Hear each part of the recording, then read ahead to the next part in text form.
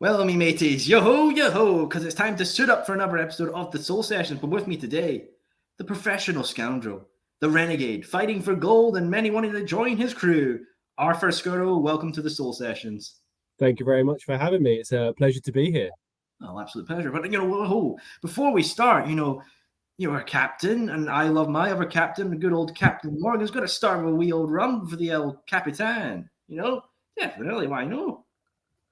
I feel very underprepared that I haven't got any within reach. Well, hey, you can always make up to it at a later date, my friend. Definitely will. But as we get on, as I like to say with the Soul Sessions, every guest has a story, and every story has a beginning. Arthur, how did your story begin with the world of professional wrestling? Probably, I'm trying to work out now, maybe 15, 20 years ago. So obviously, as a kid, you get into it. WWE was all the rage. It was everywhere. So for me, just watching that, I watched it with my two brothers growing up. We used to fight each other on the sofas, on the trampoline, and all those standard stories that you kind of hear along the way for a lot of people. And then I fell out of love with it for a few years, not for any particular reason. It wasn't, you get some people who are like, it's the product wasn't great or whatever. For whatever reason, I just kind of grew away from wrestling. And then it was probably 5 or 6 years ago where I came back. And I was just sat one day, and my brother texted me and he said, I've got a spare ticket to go and watch Raw in London. Do you want to come? And I went, yeah, okay, let's go. And it just reignited my love for wrestling. And then, you kind of never lose being a fan. You kind of just take a break away from it, and you just never, you can never walk away permanently, I don't think. And I really, coming back, my love was even stronger for wrestling at that point. Of course, my friend. If you love something, it never goes away. It just diminishes a wee bit, but then comes back stronger and better, I would say. But obviously, from watching it as a kid and then taking that so many time away and coming back at a later date, did you feel like wrestling in a whole changed? Like kind of the style and everything? Was it a bit of a shock? I kind of had kept it up a little bit. Social media is a wonderful thing. So you scroll through Instagram or Facebook or whatever, and you got clips here and there. So kind of saw what the product had moved to a certain degree. But like a child of the Attitude Era, and it kind of coming out of there, it was a grittier product then, slightly unsafer from a professional standpoint, but it was grittier. Now we're in that more PG kind of zone, which I don't think is a bad thing. I think it means that you have to work harder to still deliver something that is gripping for like an adult audience, even though you're kind of tailoring your approach to that kind of the teen, that family friendly kind of vibe. So there was a change for sure. And you'll always have the arguments of, is the current product better than it was back in the 90s, 2000s, or vice versa? And I think that everything has to progress, everything has to develop. And what's here now is different to what's there then, and you can't compare the two. No, absolutely. Fair, good point. Time progresses and we never know where things are going to end up and develop. But obviously, with wrestling, characters are such a strong part of it as well. I want to know, Arthur, for yourself, what kind of characters really resonated with you? Great question. Triple H is probably one of my all-time favorite wrestlers. And just because him as a bad guy was so convincing, Randy Orton during his Legend Killer phase of just brutality, really taking people apart surgically. And then you have the other side of it, Macho Man Randy Savage and Hulk Hogan, and those kind of guys who are very more like larger than life, big characters. I mean, if you're going to talk about characters, again, you have to talk about people like The Rock, you have to talk about Stone Cold, you've got to talk about Shawn Michaels, you've got to talk about The Undertaker, who arguably is the greatest character of all time in what he did. And everyone knows who The Undertaker is. So I'm very much a darker kind of vibe. I like a heel. I love a bad guy, especially one you can love. There's so many films where you see the bad guy, but it's a really likable bad guy, and you can't help but just go, I'm kind of secretly rooting for that guy to win, and it's not going to happen, but you want it to anyway. But yeah, I just that kind of big powerhouse. Don't really know what's going to come next with them. Those are my favorite characters. Oh, definitely. You mentioned great film characters there of the anti-hero. I want to know as well, Arthur, besides the actors that play these great characters in media, is there any kind of characters in film you think would transition well to a wrestling atmosphere?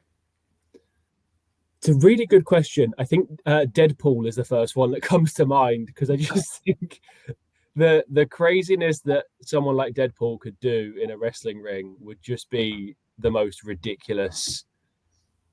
I don't think you can top that. Actually, I think I've beaten the question. Well, fair do, my friend. Fair do. And hey, Deadpool's a top tier one to go for as well. But obviously, you mentioned there, catering to families and the hardcore fans. I want to mention to yourself, Arthur, do you think that if a wrestler focuses on one demographic, like the extreme type or family friendly type or the teen demographic, they're kind of limiting their ability to grow as a performer? I think 100%. Yeah, I think you have to be able to do a wide range to be able to grow your own audience, grow your own fan base, but also just be able to adapt into any promotion. I think you only find what is your niche or your kind of ideal scenario, but you always want to be pushed outside your comfort zone to try and gain that additional experience of working in that extreme environment or the family friendly environment, or even just any kind of 18 plus sort of show. They're all valuable experiences, but if you can thrive in each and every one of those, then you can just send like this ridiculous resume to anybody and be like, hey, look, I can do all this stuff. So whatever you want to do, throw it at me.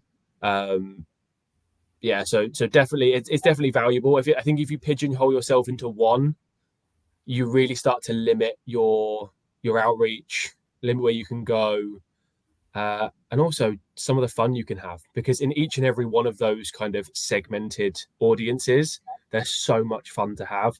Like working and putting your product out towards kids is just so much fun, because you can just be a little bit less serious with it. If you're going to a show where it's hardcore wrestling fans who are all 18 and over, you can put on a grittier product, and you can be that serious character. But yeah, I think you have to be able to adapt to everything. Definitely as well. We touched upon some of the great characters that you fell in love with, but I want to know as well, Arthur, what do you think was maybe the wrestler who had the most adaptive character sort of to these audiences?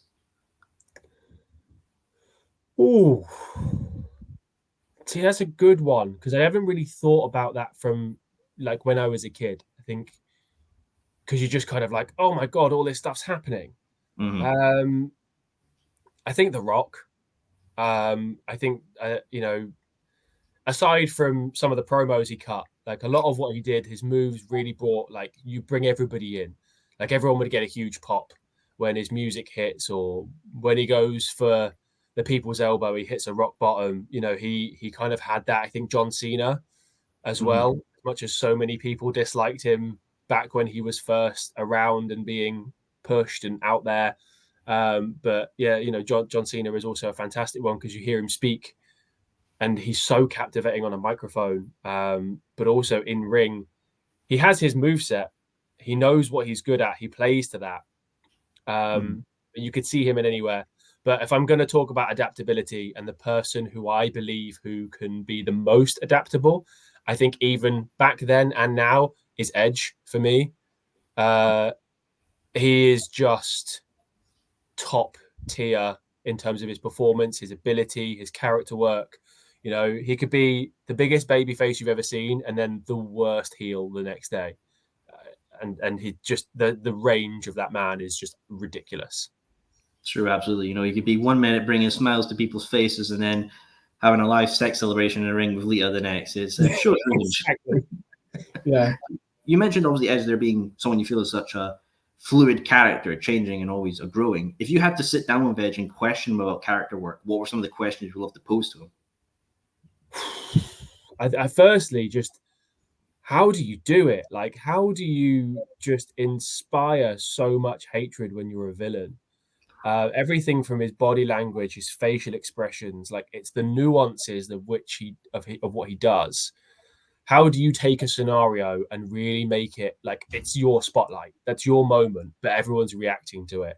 Like, just it's inspiring, but it's also captivating as well. You just can't take your eyes off of what he does, in my opinion. Maybe more so back pre-retirement than now, but I think that's his age now and time that he has to take away to recover. But back when he was there week in, week out, and really kind of really rated R, he was just I think I would ask him like just how I would ask him about like how he got through the 9-year break as well.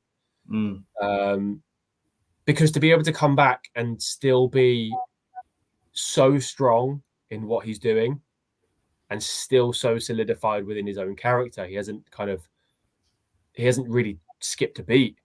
So yeah, I think just how has he managed to keep it for so long, and how does he do it?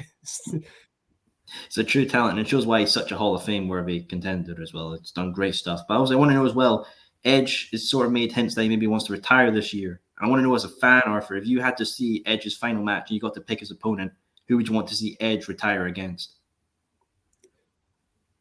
Great question. And I think it has to be Randy Orton.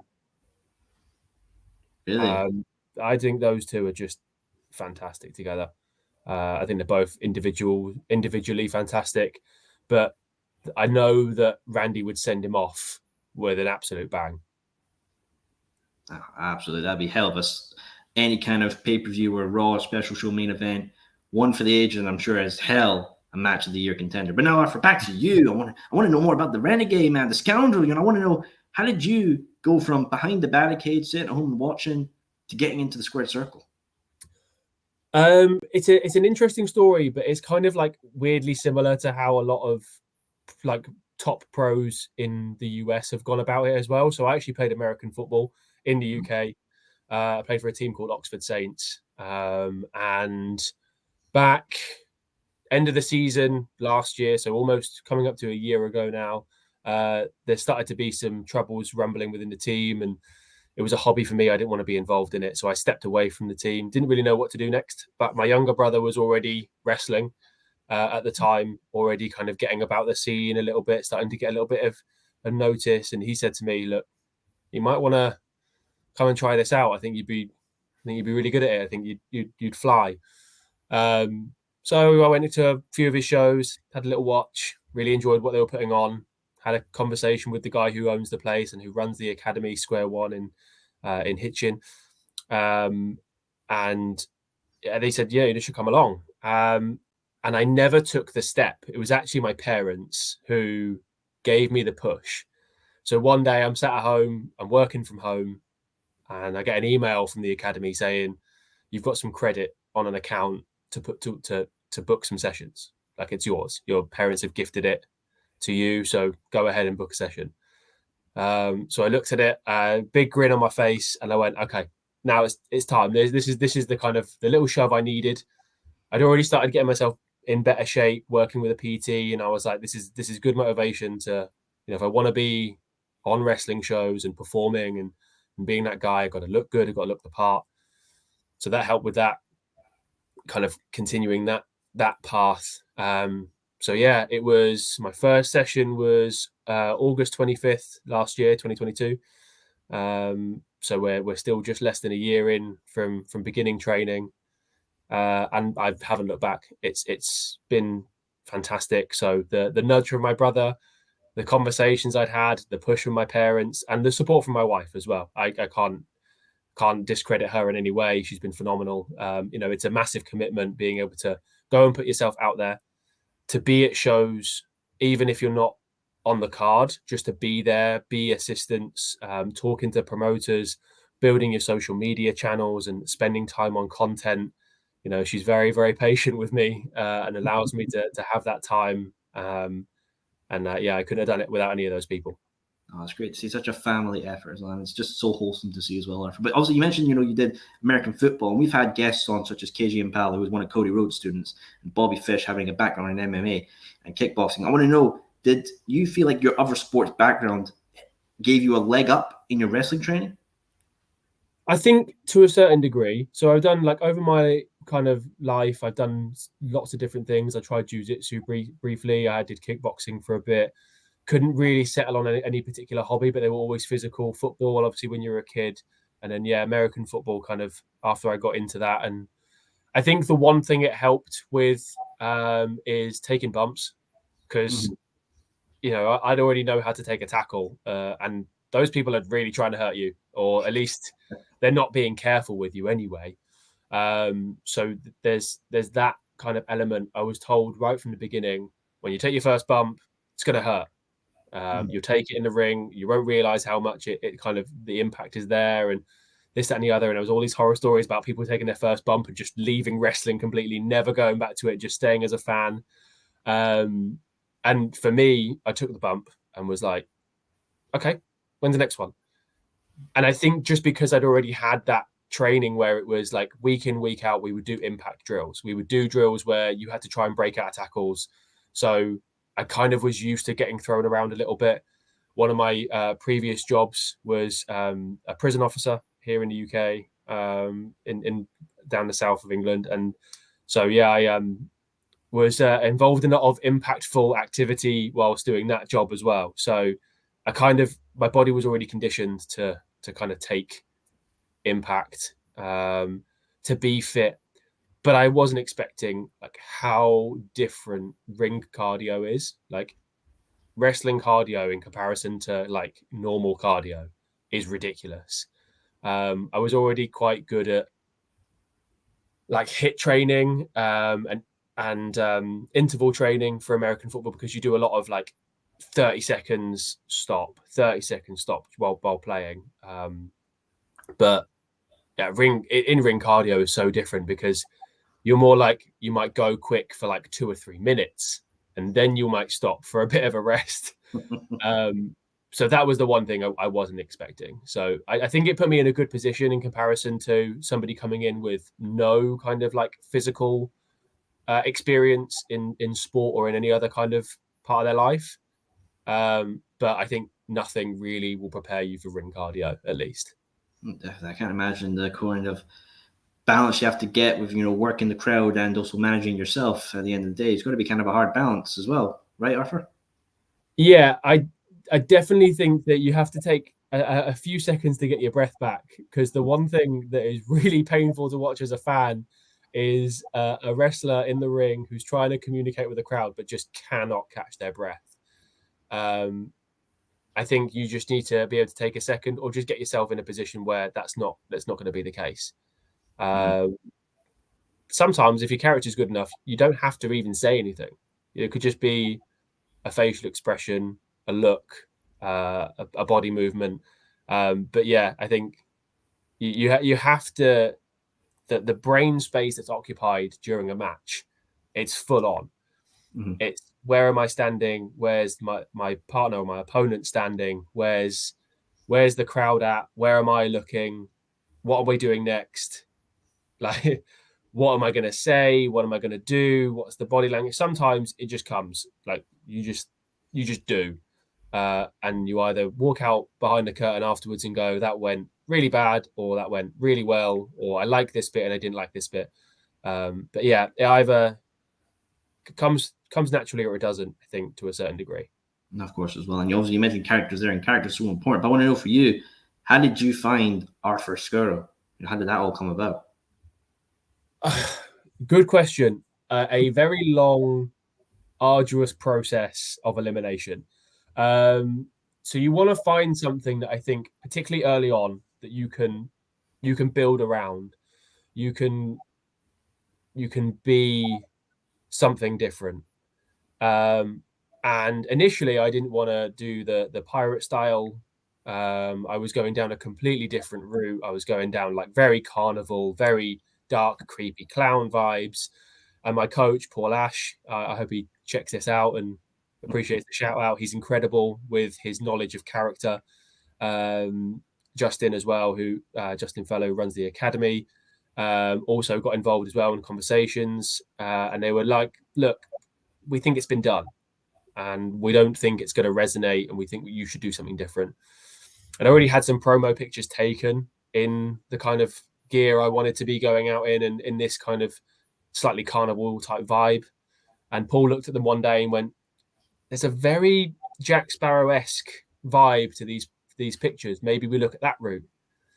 So we explored it. I wasn't so sure at the beginning, and then I kind of got more and more on board as I thought about it and looked at different things here and there. And then I didn't want to do your typical comic book pirate, the big hats, parrots, the hook for a hand, and poofy shirts and stuff like that. I think that's also been done, and it doesn't resonate as well.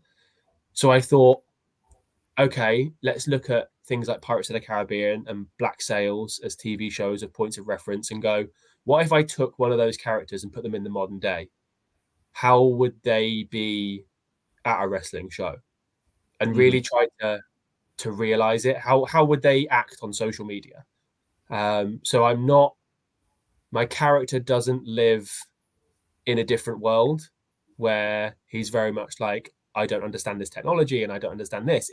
I understand it, but I'm still doing things my way because that's the way I want to live. So it's very much, that's the kind of the place we landed on.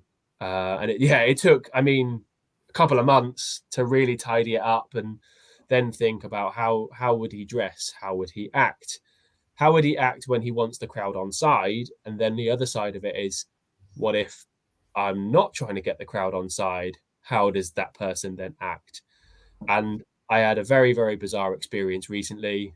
It was actually my debut singles match on June 10th against Ricky Calvé, UBW Welling Garden City. I was coming out as the babyface in that match. And then the following day, I got a last-minute text message to go and attend United Wrestling in Oxford.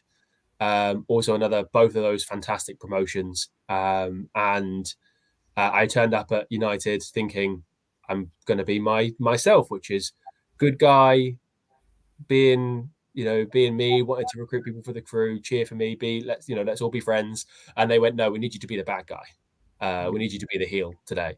And I was like, okay, so debut singles weekend, 2 singles matches, 1 babyface, 1 heel.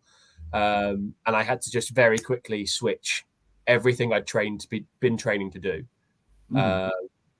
From the pacing that I normally operate at to how I talk to the crowd and how I interact with them, how I interact with my opponent, and all these things that just came. And it was a gauntlet match, so it wasn't long. I think my appearance was probably about 5 minutes overall. And I got backstage and so many people were like, that was brilliant. And I had a fantastic weekend.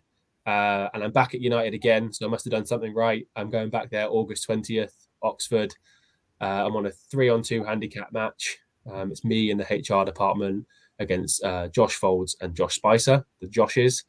So that'll hopefully be a fantastic occasion. They've also got a great card that day. And then Ultimate British Wrestling, I am back there August 5th as the main kind of show. But there's also an academy promotion that we run from the academy. It's called Square One, like the Square One shows, and we're running one of those tomorrow, and I'm present on that show as well. Oh, good. You're the workhorse now. You're working around and making a living. Good man. But you mentioned Square One there. We've actually had Adonis Payne on the show, and he obviously held the Square One championship. I want to know, Arthur, holding that championship, what would that basically mean to you? Like, I've made it, I've progressed, or is it just, hey, this is never stop, I got to keep grinding and succeed? I think for me, championships are a sign of a promotion to say, we want you to post a boy or post a girl or post a person for us. And I think regardless of whether that championship is an academy, a tag team, a mid card, a special, if it has stipulations, or it's the top belt, I think it's such an honor, regardless of what that title is, from that promotion to say, we want you to be one of the flagship stars, even if it's for 2 to 3 months or it's for 12 to 24, however long that reign's going to be. It has that mark in history. It has that mark on your career as a professional wrestler. So yeah, I mean, regardless of promotion or anything like that, but I think specifically the Square One title means a lot to the people coming through the academy, because it's that first step. You know that's the one that's within the reach. So I think you put the effort in, week out. You go training, you help out where you can, you help build the academy, bring people in, guide each other. We have such a fantastic culture within the academy. We all want to help each other out. No one's trying to step over somebody else or put them down or get them out the door. It's all about, okay, cool. Well, you did that. Well, why don't we try it this way? And we all give each other feedback. I mean, backstage at those shows, and actually with every show I've attended and been backstage for, which is just the 3 promotions so far, Ultimate British Wrestling, includes Square One under that umbrella, United and Sacrifice Pro in Bedford. All 3 of those promotions, like the culture backstage and front of house, it's amazing. But particularly within our academy, we all try and help each other out. So I think amongst that, if you're being the person singled out and saying, hey, you're doing so well, we think that you're the person to kind of lead that locker room and hold this championship, huge honor. Like, it's massive. No, I definitely. And you mentioned, having a united locker room and everyone wanting everyone to succeed, not just who's got the belt or not who's just opening the show. And I love to see that united atmosphere. Do you feel like that's something that's maybe lost in current wrestling? Some people are trying to get themselves over, not everyone and company. I think it probably happens in maybe certain promotions or in areas of in areas of wrestling. I think it's always going to happen because you see it in all walks of life, in your own work or personal life or whatever. You see people who are they don't really care about anybody else and they're in it for themselves. I think that to have that approach within wrestling is really narrow-minded, because if you try and get yourself over and try and assist putting nobody else over, that show or that match is going to fail. That promotion isn't going to look great, because you can't carry a promotion with a single talent, with just one person kind of doing their own thing. I think what those places I kind of mentioned before have done really well at is that they don't bring in toxic personalities. If they do bring someone in who does turn out to be a bit of a toxic personality, they won't come back. So it is important, because overall, as an independent wrestler, you do want to do well as an individual, but I don't think you can look good as an individual if you go out with an individual mindset. So, like, going into my match tomorrow and facing Vinny Cray, he's brilliant, come on such a long way in the past few months, and congratulations to him, because he recently won his first championship. So he really deserves that.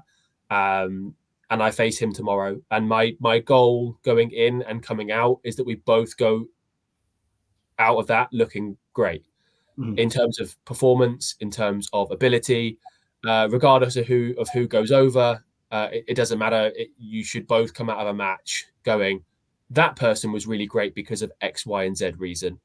If one person comes out looking good and the other person doesn't, unless it's a squash match, then there's been a miscommunication somewhere. And of course, it's a two-way dance. You're aiming to get the best result for one another. But obviously, if we touched upon championships, one thing I love in wrestling is custom championships.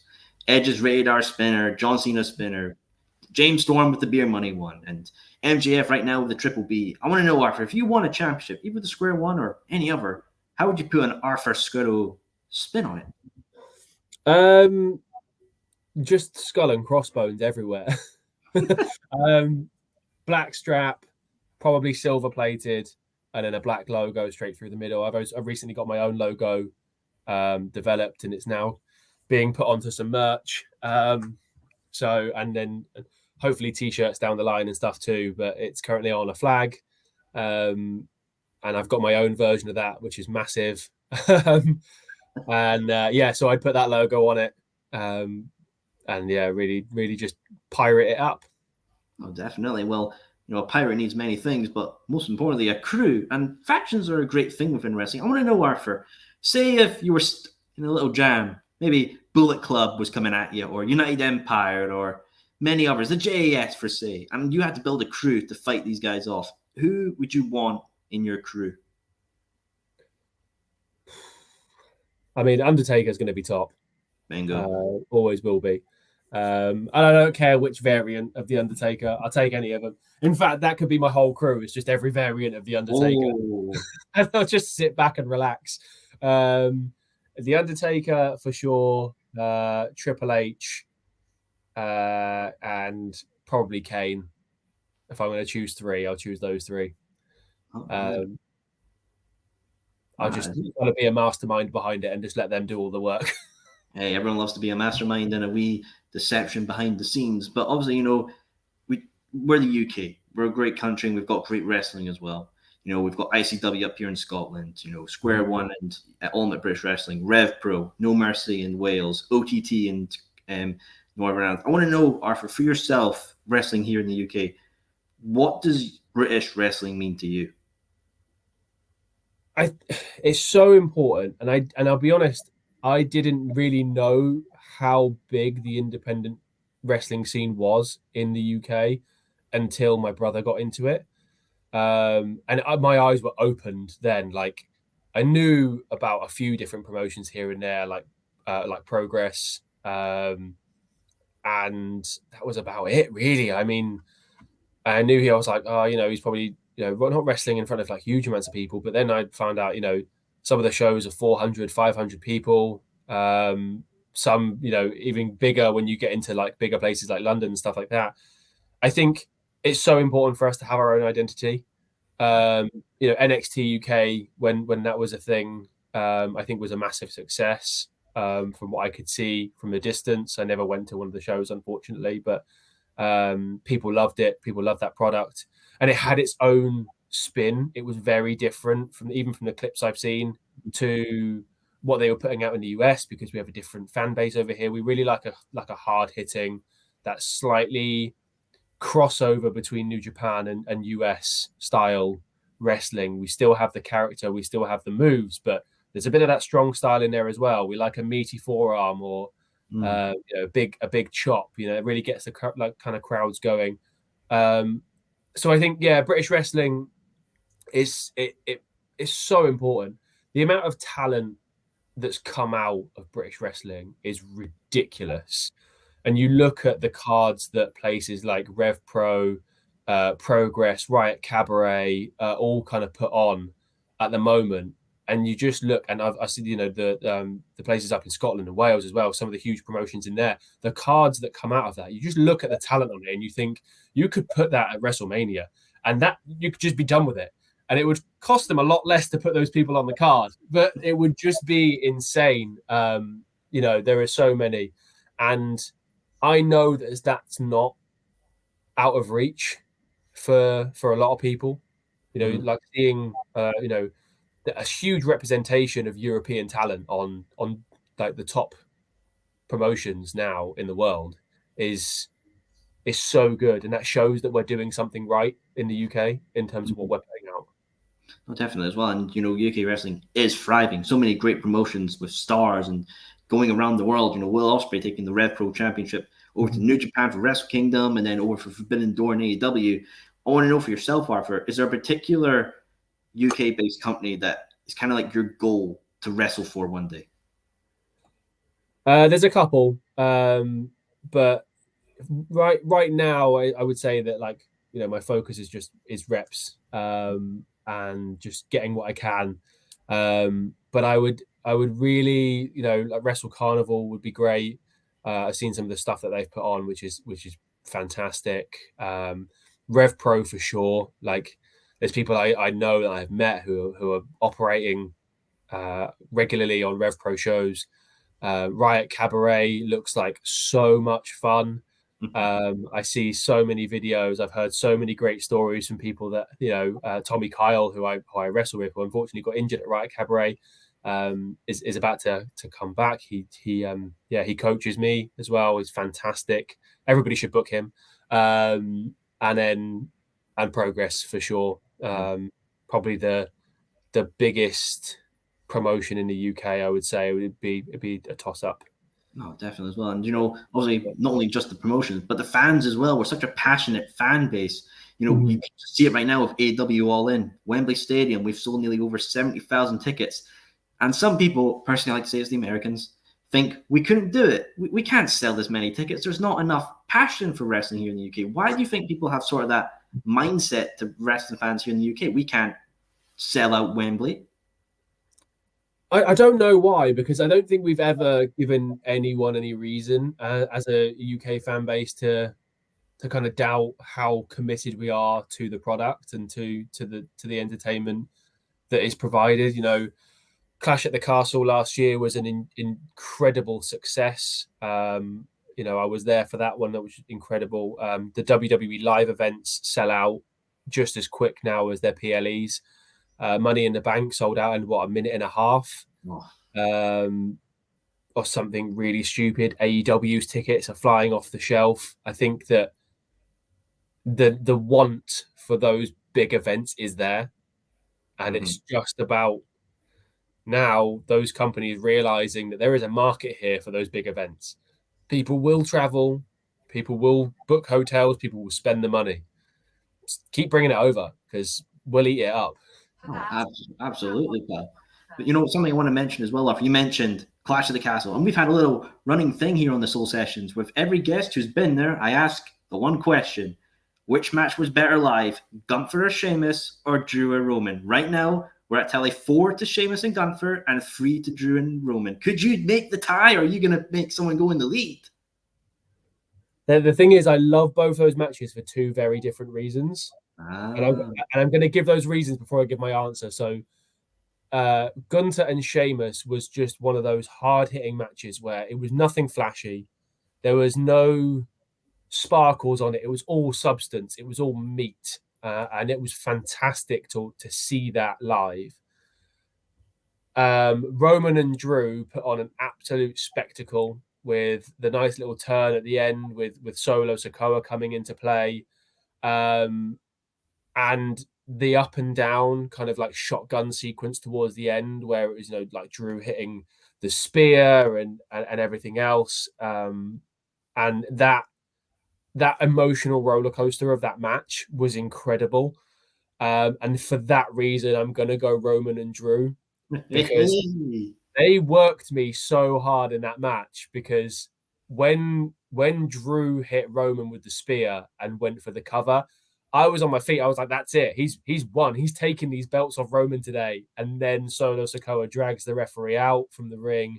And it's you then get that instant realization of, no, he's definitely not. This is going to be the finish now. And Roman goes over dirty. And I love what they're doing with the bloodline and everything else. But I definitely, they definitely had me in. I was hooked. Me and my best friend and my wife were all like grabbing each other. Like, that's it. Drew's bringing the belts back to the UK. And no, it was quickly, carpet was swept out from underneath us. Shantimes for the Scottish, as we always do. Yeah. Hey, that's tied up 4-4, but who knows what more people are going to vote for next. But obviously, there was another segment in, Drew and Roman. Austin Fury's little cash-in with Tyson Fury giving a wee nice old clock. I mean, I want to know your thoughts. Do you think Austin Fury, his whole run and Money in the Bank thing, do you think it was maybe wrong place, wrong time? I don't think he was the right person to win that contract in the first place. I think that he didn't need the Money in the Bank win so early in his career. It wasn't for me. If I remember correctly as well, I think he was already holding the United States Championship at the time of winning the contract. I might be wrong. But I just, as a last minute submission into the match to then go and win it, I just thought it was a bit cheap. It was cheap heat that they didn't need to do. And so then to then give him this comical run of failed cash-ins. Again, I think it just devalued him, and I think he suffered from that. He is such an incredible young talent in the ring, on the mic. I think he is fantastic. And I think some of the decisions in booking with the Money in the Bank contract in him last year really didn't do him justice. I liked the way he got the failed cash in on the United States Championship. I then liked the way he got it back. It was a good way to get rid of the briefcase out of his hands, because there was no way they were going to get him to cash in on Roman, because it would have had to have been a failed one, and it would have been really silly that way as well. So I think they stuck themselves into a path that they had to unstick from, and I don't think that whichever way they did it, it was going to be silly. So I think Austin Theory, yeah, if he listens, I think you're amazing. But some of you need to push back on some of these decisions if you can. Work your stuff, pal, if you can indeed. But obviously, you mentioned Money in the Bank. Money in the Bank was here in the UK. Maybe the most popular news coming out of that was not Roman Reigns being pinned, but John Cena's appearance and saying Mania, London, in the future. I want to know, Arthur, I think actually, I just want it held in Scotland, so I don't have to travel far. My fingers. But I think maybe somewhere like the Principality Stadium, like Clash of the Castle, would be maybe a more acceptable venue. Arthur, where about you? Where do you think WrestleMania in the UK could be held? I think the Principality is a great suggestion. I think if they were gonna do it and they're talking about London potentially, I think there's only Wembley is the biggest stadium there. You have to choose the biggest venue, because if you don't, you're not fitting. I don't think you'll fit everybody in who wants to be there anyway. I think it will be a sellout, and it will be an almost instant sellout, and people will be clambering over each other to grab those tickets. I think if they're going to push out of London, there's so many different places because we're such a big footballing country as well. There's so many big stadiums spread out everywhere. Manchester alone has Old Trafford and the Etihad. You've got Anfield in Liverpool. Old Trafford and Anfield are probably a little bit old for what they'd want to put on. Don't hold as many. I think Tottenham. If we go back into London for a second, I think Tottenham Stadium being so new and having quite a good infrastructure around it wouldn't be a terrible decision. But yeah, the Principality in Cardiff was a fantastic venue. Cardiff really put on a lovely weekend for a lot of wrestling fans with the murals, and there was just so many people walking around with their replica title belts, and the vibe was just incredible. There's so many different options. It's hard to pick one. And I just think the only thing that makes sense in my head that they'll do is they'll go to Wembley, because they'll want to do it in like the capital of England. I think that's what they'll want to do because it's just more marketable for them. But I hope they realise that they have plenty of more options as well. Yeah, of course, absolutely. And, the most evil thing not going to be the weather; it's going to be Ticketmaster. Oh yeah, not Ticketmaster. God damn it! I dread the day those tickets go live. I think the internet's going to go down in the whole UK at that point. Oh, it'll break. It'll break, and it'll be an absolute nightmare to get them. And there'll be so many people who will be disappointed that they can't go, unfortunately. Whether that's affordability or access, it'll be one or the other. As it was, the tickets for WWE's next tour, they came out yesterday morning. Yeah, that was hard enough. Just for just for house shows, the demand is huge. Yeah, I dare to think what that's going to be like. But obviously, the demand for wrestling here is huge indeed. With AEW, especially Wembley Stadium, over 70,000, as we mentioned. But I want to know, Arthur, say Tony Khan came to you and said, "Hey, Arthur, I want you on the match. I want you to have a match for AEW All In, and I want you to pick anyone in the AEW roster to have a match with. Who would you want to have a match with, Arthur?" Good question. I'll be honest, I don't watch huge amounts of AEW. I struggle enough trying to keep up with SmackDown and Raw, but I do follow all their socials, so I keep a close eye on what's going on. If Tony Khan came to me, if he came to me today, the first question I would ask him is, "Are you sure?" But let's say it's like in a few years' time where I've got a bit more experience under my belt, just because I've always really, really enjoyed his work here with Chris Jericho. I just think there is so much fun that you can have in a match with Chris Jericho. I think his character work, he doesn't take himself too seriously, as we've seen in the many iterations of his character. There's so many in AEW who have like an absolute incredible technical gift. And yeah, but I think for me, it's either got to be Chris Jericho or MJF. Uh, Ooh. and either one of those is simply because their character stuff is so good, and I really vibe with characters. I think the greatest wrestlers that people always name of all time are always the people who had the big loud characters. Don't remember necessarily, how good they were at delivering an arm drag or putting somebody in a hold and their like technical ability to wrestle. It was always what move was really funny or what move was really like got the loudest reaction every week, and what was the biggest character, what was the most outrageous thing they wore. Those are the people that get remembered. No, of course, absolutely. And another big thing for characters as well is entrance music. I want to talk about your entrance music. I believe it's a track called "Taking Back NASA," correct? Yeah, it is. Yeah, by a composer called Antti Martikainen, if I'm pronouncing his name correctly. Wow. What made you choose that song? I mean, it's a banger. Don't get me wrong. What Yeah, made so I used the slightly metal version that he's done. So there's a few more guitars thrown in there. There's a lovely breakdown about 3 minutes in, which I never get to on my entrance. It again, I must have gone through hundreds of tracks trying to find the vibe, because one thing that Paul, who coaches me, has always kind of mentioned is that, and a lot of the people as well, I'll name Sunset Skip and RJ Singh and Phil Bedwell as other people who they speak such sense about character, and it's everything from your appearance to your body language to what you're saying, but more importantly, that music. Mhm. What you want somebody to know whether you're a good guy or a bad guy from a couple of things, and it's within the first few seconds. The music, how you come through that curtain, and how you're dressed or how you're acting at that point. And that was the first piece of music where I listened to it and I just went, that's it. That's the one. Luckily, I've checked his website. He doesn't require any payment or or licenses for me to use it, because it's not being used for any kind of like profitability or anything like that. It's just the walkout music. So yeah, non-profit stuff is fine. Well, thank Christ, no Yeah, paychecks or suits are coming in the mails for you, bud. But obviously, yeah. something I've always been interested in is like we've seen in some wrestling companies, wrestlers get licensed music. I want to know, is there a particular licensed song that you would love to have as your entrance music, if you could? I don't think at this moment there is.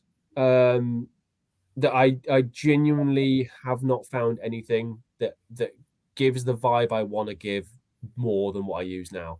Mm-hmm. If I came across something, I'd probably, it might be a consideration to change it up. But I really love the music I have now. It's on my gym playlist, and it's the song that gets me pumped most, because I get this little feeling when I hear there's a like a little. I don't even know what instrument it is right at the beginning, but I hear that first note and I'm like, that's mine. Like that's me. That's my thing.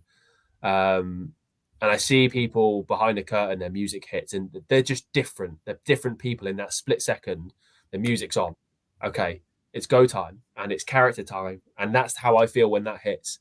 And yeah, there's nothing. There was so many other kind of tracks I went through, and I'm not kidding when I say that maybe 200, 300 plus things with lyrics, things without lyrics, things that have been composed, things that are not so kind of necessarily pirate themed, Mm-hmm. and that we could kind of find a loose link with, and things that were too slow, things that were too fast. And it's all those little things that I could be really picky about. And yeah, that was the one I landed on. And I remember, I think I sent Shipping Up to Boston by the Dropkick Murphys was one of the short list, and I really love that track, but it didn't kick off the way I wanted the character to be perceived, and this one was the one that did it. So yeah. Definitely. And you've talked such great stuff about characters. I feel like you could teach a seminar on it. And I want to know, maybe say if someone came to you and said, hey, teach me about character, give me one good piece of advice about character that I should take to advance my wrestling career. What kind of advice, that one particular advice you would give to them? I think I would pass on advice that I've had in the past. So the one thing people always say to me is, you've managed to nail a character really early on. I take it as a huge compliment because I don't think it's nailed on. I think I'm obviously going to be my own worst critic, as we all are with everything that we do. Um, but I get that compliment a lot, and it means a great deal to me that people are, really enjoying what I'm doing. And it came from Charles Crowley. I managed to pull him to one side amongst his busy schedule. I'm lucky I've been introduced to him several times through people I know, and obviously he came through the Square One Academy as well, so he's got a soft spot for us. Fantastic, unbelievable talent whose character work is just incredible. I spoke to him and I said, "Look, what's your best advice for nailing character work?" And he said, understanding the person you're portraying so that it's natural. He's an actor by trade anyway, so this helps. But he's like, how would your character take the bus? How would they respond if they had a death in the family? How would they respond if it was their birthday? If you can understand the character you've developed inside out and backwards, you never need to think about your character work in the ring because it just is there, because that guy, that person as if they're your best friend. So I would say the same thing. Develop the full persona way beyond what you need, and then it comes as second nature. Oh, definitely as well. I've really enjoyed our time here, Arthur Elmsley, but we're coming to the end of our time. But one final question as well. Good guys and bad guys, there's change. I want to know, Arthur, one thing I like in the Pirates of the Caribbean series is Davy Jones' locker, the whole atmosphere of that. Do you think that side of Arthur Skurro maybe could emerge in the future? He's already been there. He's already come out. That's what I was talking about kind of earlier about United Wrestling. That darker, more conscription side of the crew kind of came out that day. And yeah, if anyone listening is within driving distance of Oxford in August, they'll also see that variant of Arthur Skurro as well. I've developed a whole kind of a slightly new appearance in terms of the way that the eye makeup is done, a different jacket that I'm going to be wearing and debuting in August.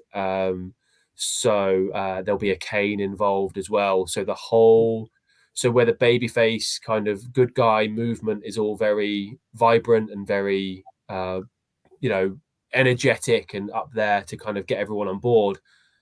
The other variant of Arthur Skurro, who is not so nice, is a slower, more methodical, angrier, darker individual who really doesn't care about your opinion, just wants you to salute and stand up when he's on deck. Well, wrestlers of the independent scene here in the UK, be warned, because who knows when Arthur Skurro might pin you to Davy Jones' locker. You never know. But Arthur, thank you very much for coming here on the Soul Sessions. But before we end, I think it is proper we end on a toast, my friend. Got to end it correctly as one does. I'm going to have to catch up after this. I'm going to go downstairs. I'm going to pour myself 2 in quick succession, just in honor of doing the podcast. Wow, good man indeed. But obviously, don't worry, Arthur. For our viewers who want to learn more of you, your Instagram link will be in the description of this video. They can click it, check you out, and follow, and maybe even follow the ways of the crew in the future. But hey, thank you everyone for joining in for an episode of the Soul Sessions. I have been Soul. He's been Arthur Skurro, and well, drink up your hearties, yo ho.